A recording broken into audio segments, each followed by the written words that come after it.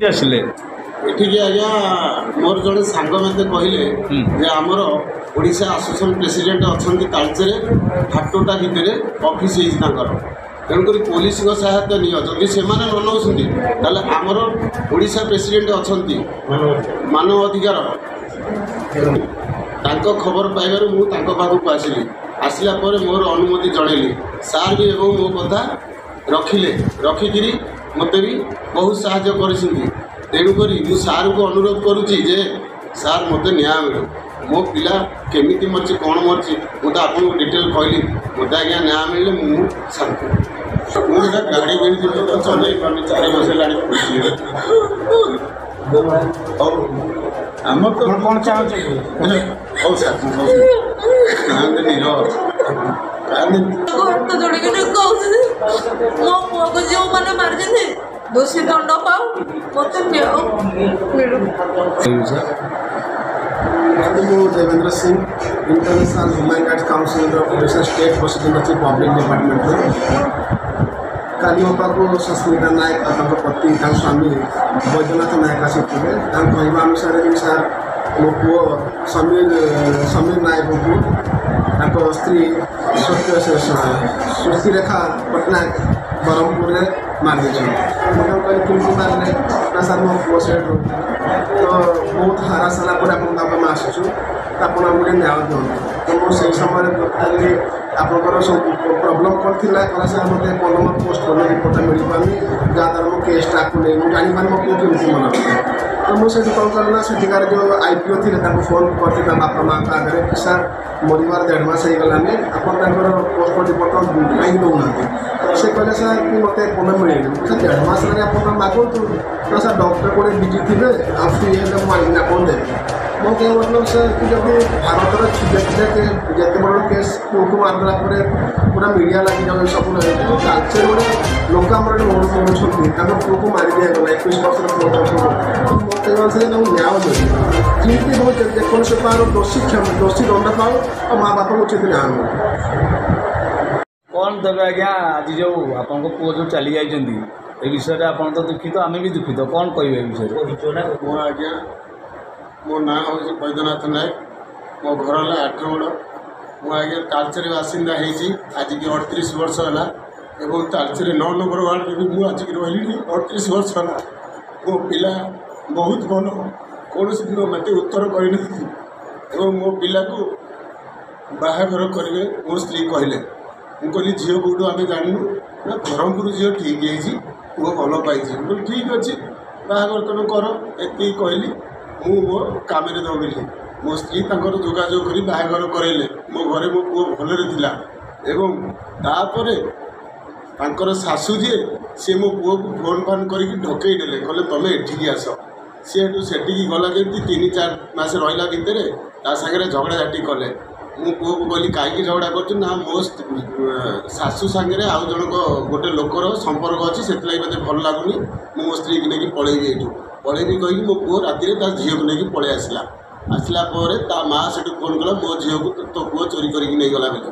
ମୁଁ କହିଲି ଆସ, ମୋ ଘରେ ପୁଅ ବୋହୂ ଅଛନ୍ତି, ମୋ ସ୍ତ୍ରୀ ରେଡ଼ି ଅଛି ବାହାଘର କରିବାକୁ, ତୁମେ ଯାହା ହେବାର ଅଛି ଆସ ଘରେ କଥା ହେବା। ଏତିକି କହିଲା। ମୁଁ ମୋ କାମରେ ଗଲି, ପୁଅ ତା କାମରେ ରହିଲା। ତାପରେ ସେଇଠୁ ପୁଅକୁ ବାହାଘର କରିଦେଲା ପରେ ପୁଅ ଆମର ଲୋକାଲ୍ରେ କାମ କଲା, 2 ମାସ କାମ କଲା। 2 ମାସ କାମ କଲା ପରେ ଘରେ ବସିଲା। ତାର ହେଇଗଲା ଏମିତି ବସିବା ଭିତରେ 7 ମାସ ହେଇଗଲା। 7 ମାସ ହେଲା ପିଲା ବୋହୂର ଡେଲିଭରି ହେଲା।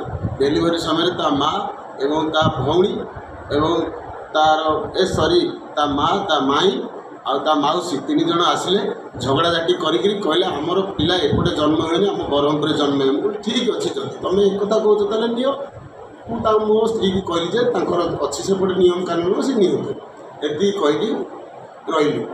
ତାପରେ ଏଠୁ ଯେତେବେଳେ 3 ମାସ ଗଡ଼ିଗଲା ମୋ ପୁଅ ଫୋନ୍ କଲା, ବାପା ମୋର ଗୋଟେ ପୁଅ ହେଇଛି ବୋଲି। ଏ ପୁଅ ହେଇଛି କହିଲା, ମୁଁ ଖୁସି ହେଲି। ମୋ ସ୍ତ୍ରୀକି ଏଠୁ କହିଲି ଯେ ପୁଅ ହେଇଛି ନା? ହଁ ମୁଁ ଜାଣିଛି। ମୁଁ କହିଲି ପୁଅ ଏଥରକ ଆସିବ ବୋଲି। ତାପରେ ସେଇଠୁ ତା ଶାଶୁକୁ ଫୋନ୍ କଲି। ମୁଁ କହିଲି ମୋ ପୁଅକୁ କାହିଁକି ରଖିଛ? ମୋ ପୁଅକୁ ବିଦାୟ କରିଦିଅ, ଏବେ ତୁମ ଘରେ ସିଏ ରହିବାକୁ ଚାହୁଁନାହିଁ, ତୁମେ ତାକୁ ତଡ଼ିଦିଅ, ସେ ତାର ପଳେଇ ଆସିବ ମୋ ଘରକୁ। ମୋ ପୁଅ ମୋ ବୋହୂ ନାତି ରହିବେ ମୋ ପାଖରେ। ଏତିକି କହିଲା ପରେ କହିଲା ମୁଁ କିଛି କହିପାରିବିନି, ଆଉ ତୁମ ବୋହୂ ବହୁତ ନାଟୁଆ, ତୁମ ବୋହୂକୁ ତୁମେ ଯଦି ମନେଇ ପାରିବ ତାହେଲେ ନେଇଯିବ।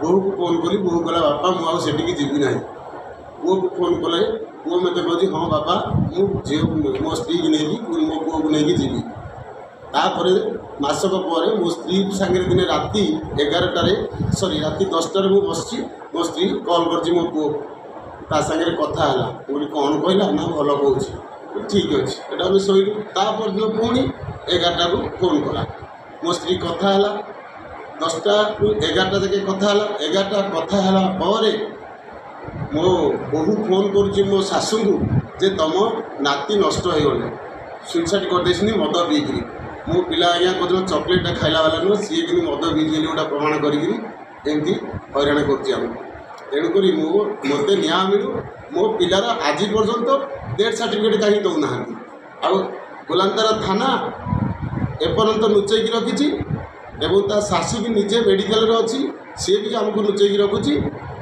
एतिक अनुरोध कर मत न्याय मिलू आम तालचेर आईआईसी की ये कहूँ जे सार आपण को अनुरोध आमको न्याय दिखाई तुम रोच कौटी सूर्या पेट्रोल टंकी पाखे केते number ward 9 number ward Talcher ना तालचेर। अच्छा कौन अभियोग तुम अच्छे मो पुओ को मारी देइछन्ति बोली मोर अभियोग अछि कौन मारे कारण कौन पुओ मोर जाइकिनि तार ससुर घरे रहउथुला किछि दिन पर पुओर पुओडिए हैला तापर मु कहली पुओ पुओ को लेकिन आसे आम टे देखू पुओ मत उत्तर देला कहला मु वर्षा दिन हैला पर नहीं जीवी तापर मु पुओ को फेरे फोन कली 2 मास तले पुओ मत कहला माँ मु पानी पइले घर को जीवी एमती कहला मुझे चुप हो रही तापर पुओ को फोन कली पुओ घर को केबे आसबू पुओ मत कहला 2 दिन पर माँ मु घर को जीवी तापर मु कहली आसबू तो जल्दी आसुनु तापर मु दिने 2 दिन आगु कथा होती पुओ मो सांगे भलरे कथा है तापर मु कहली पुओ तू आसुनु घर को कहला हाँ मु काली जाऊँगी पुओ सांगे भलरे कथा हली रविवार दिन राति 7टार कथा हली पुओ ठीक थिला सोमवार दिन 10:20 कथा हली पुओ कहला ठीक अच्छी पुओ कहला कि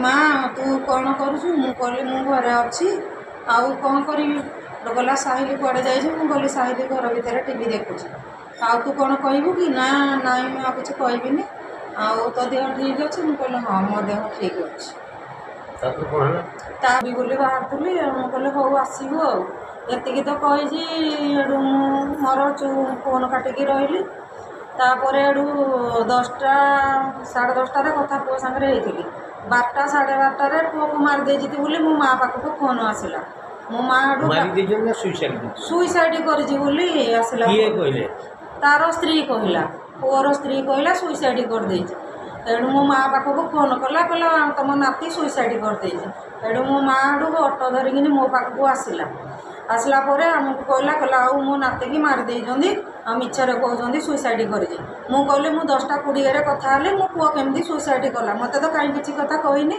मुझे एतिके रही ता बापा पाखक फोन तो कहीं करना ता बापा निजे ता दादा पाखक फोन कले मो पुओ मोबाइल ता दादा धरला तापर ता दादा कहला हाँ तुम पुओ सुइसाइड कर मुझे कहली कहला तुम जल्दी आस आम कहलु आम जीवु जे केमी जीवु टे ये कर जीवु आपर गला आम कहलु तुम पोस्टमार्टम करबनी आम बिना आम तो 11टारे बाहर राति नाई दिन 11टारे बाहर माने घटना घटिबा दिन ना नहीं आम सोमवार दिन घटना रविवार दिन राति केते तारीख तारीख सोमवार दिन राति 12टा 12:30 बेलू से मो माँ पाखक फोन कला तार स्त्री जो फोन कला माँ ऑटो धरिकी मो पाखक आसला आसला कहली कौन है से कहला कि तो मो नाती की मारिदे मिछरे कह सुइसाइड कर मुझे कहली मु 10:20 कथा है मो पुओ केमती मरीगला मोर एमती कहली आम 11टा बेलू आम गलु दिन सोमवार दिन 11टारे गलु अच्छा से गला कौन देख आम देखला गला बेलू आमको संध्या 6टा होगला 6:15 आम पहुँचलु आम झीवर दादा आमको फोन कर बाट जाक तुम जल्दी आस मु कहली मो पुओ को पोस्टमार्टम करनी भल पहुँचला पर्यटन से कहला कि ना आम करूनी ଆମକୁ ମନା କଲା ଆମ ବିନା ଅନୁମତିରେ ସେ ପୋଷ୍ଟମର୍ଟମ କରି ଶବ ସଂସ୍କାର କରିବାକୁ ମଶାଣିକି ନେଇକି ଯାଉଥିଲେ। ଆମେ ଏଠୁ ଝଗଡ଼ା କଲୁ, ମୋ ପୁଅକୁ ମାରି ଦେଇକିନି ଆଉ ତୁମେ କେମିତି ନେଉଛ ଶବ ସଂସ୍କାର କରିବାକୁ। ଏଠି ସେ କହିଲା କି ଆଉ ଆମେ ତୁମ ପିଲାକୁ ମାରିନୁ। ମୁଁ କହିଲି ଯଦି ମାରିନ ମୋ ବିନା ଅନୁମତିରେ କାହିଁକି ପୋଷ୍ଟମର୍ଟମ କଲ, ଆମେ ବାପା ମାଆ ଅଛୁ। ଏଠି ସେ କହିଲେ କ'ଣ ପୋଷ୍ଟମର୍ଟମ କରିବୁନି ଆଉ କ'ଣ ରଖିଥିବୁ। ଏଠୁ ମୁଁ କହିଲି ହଁ। ଏଠୁ କହିଲି ତୁମକୁ କିଏ ଅନୁମତି ଦେଲା, ନା ଜୟା ପଟ୍ଟନାୟକ ଅନୁମତି ଦେଲା, ଆମେ ପୋଷ୍ଟମର୍ଟମ ସେଇଥିପାଇଁ କଲୁ। ଜୟା ପଟ୍ଟନାୟକ କିଏ? ମୋ ପୁଅର ଶାଶୁ। ପୋଲିସ ସେଠି ପହଞ୍ଚିଥିଲେ କି? ପୋଲିସ ଏଠିକି ପହଞ୍ଚି ନଥିଲେ, ଏମାନେ ଯାଇକି ଥାନାରେ ଏଫଆଇଆର ଦେଇକି ପୋଲିସକି ଧରିକି ତାପରେ ପୋଷ୍ଟମର୍ଟମ କରିଦେଲେ। ଆମେ କହିଲୁ ଆଉ ମୋ ପୁଅ ଯୋଡ଼େ ସୁଇସାଇଡ଼ କରିଛି, ଆମକୁ ଏ ଜାଗା ଦେଖାଅ। ସେ କହିଲେ ଆମେ ତୁମକୁ ଏ ଜାଗା ଦେଖେଇବୁନି। ଆମେ ତ ଏଠିକି କ'ଣ ପାଇଁ ତୁମେ ଯିବ, ତୁମେ ତ ଏଠି ଅଛ, ତୁମେ ଏଠିକି କ'ଣ ପାଇଁ ଯିବ। ମୋର ସନ୍ଦେହ ହେଉଛି ଯେ ସେ ମୋ ପୁଅକୁ ମାରିଦେଇକିନି ପୋଷ୍ଟମର୍ଟମ ନିଜେ ନିଜେ ସବୁ କରିଦେଇଛନ୍ତି ଆଉ। ଆଚ୍ଛା, ପୁଅର ପ୍ରେମ ବାହାଘର ହେଇଥିଲା ନା ମୋ ପୁଅ ଝିଅକୁ ଭଲ ପାଉଥିଲା। ମୁଁ ତାକୁ ଭଲ ପାଇବାରେ ଏକମତ ଥିଲି। ତା ଖୁସିରେ ମୁଁ ଖୁସି ହେଲି, ସେ ମୋ ପୁଅର ଖୁସି ରଖିଲାନି। ଆଚ୍ଛା, ପୁଅ ବହୁ ଝଗଡ଼ା ଝାଟି ହେଉଛି ନା ନାହିଁ ମୋ ପୁଅ ଝଗଡ଼ା ଝାଟି ତା ବୋଉ ସାଙ୍ଗରେ କରେ। ତା ମାଆର ଖରାପ ଚରିତ୍ର ନେଇକିନି ତା ସ୍ତ୍ରୀକି ସେ ମନା କରେ। ମୋ ପୁଅକୁ ମାରି ଦେଇକିନି କହୁଛି ମୁଁ ମାରିନି ଶୋଇଯା। ପୁଅ ବୋଉ ତମ ପାଖରେ କେତେ ମାସ ରହିଲା? ପୁଅ ବୋଉ କେତେ ମାସ ରହିଲା ତମ ପାଖରେ? ପୁଅ ବୋଉ ମୋ ପାଖରେ ବର୍ଷେ ରହିଲା। ବର୍ଷେ ରହିଲା ପରେ ତା ସ୍ତ୍ରୀ ପ୍ରେଗନେଣ୍ଟ ହେଲା। ମୋ ପୁଅକୁ ଡାକିକିନି ଏଠୁ କାମ କରିଦେଲା, ନେଇଗଲେ ତାଙ୍କ ପାଖକୁ। ତାର ମା ତା ମାଉସୀ ତାର ମାଇ କହିଲା କି ଆଉ ତୋତେ 3 ମାସ ଭିତରେ ରହ ଦେଖେଇ ଦେଉଛି। ମୋ ପୁଅ କହିଲା ମା ତୁ ପାଟି କରନି, ସିଏ ତା ଝିଅକୁ ନେବା କଥା ନେଇଯାଉ, ମୁଁ ପଛରେ ଧରିକିନି ମୁଁ ଆସିବି। ପୁଅ ମୋତେ ଏତିକି କହିଥିଲା। କିଏ କିଏ ମାନେ ଝିଅକୁ ଇଏ କରୁଥିଲେ, ବତା ଶିକାର ସବୁ କରୁଥିଲେ? ତା ମା ତା ମାଉସୀ ଆଉ ତାର ମାଇ, ଏଇମାନେ ସମସ୍ତେ ମିଶିକି ତାର ବନ୍ଧୁବାନ୍ଧବ ସମସ୍ତଙ୍କୁ ଧରିକିନି ତା ମା ମୋ ପୁଅକୁ ମାରିଛି। ଆପଣଙ୍କ ପରିଚୟ? ସସ୍ମିତା ନାୟକ। ଆପଣଙ୍କ ପୁଅ ଯେଉଁ ଚାଲି ଯାଇଛନ୍ତି ଏ ବିଷୟରେ ଆପଣ କହୁଛନ୍ତି, କ'ଣ କହିବେ? ଆଜ୍ଞା ମୁଁ ଚାହୁଁଛି ମୋ ପୁଅ ମାନେ ନ୍ୟାୟ ମିଳୁ। ମୁଁ ଏତିକିରେ ଖୁସି ହେବି, ମୋ ଦୋଷୀ ଦଣ୍ଡ ପାଉ, ମୋ ପୁଅକୁ ନ୍ୟାୟ ମିଳୁ, ମୁଁ ଏତିକିରେ ଖୁସି ହେବି।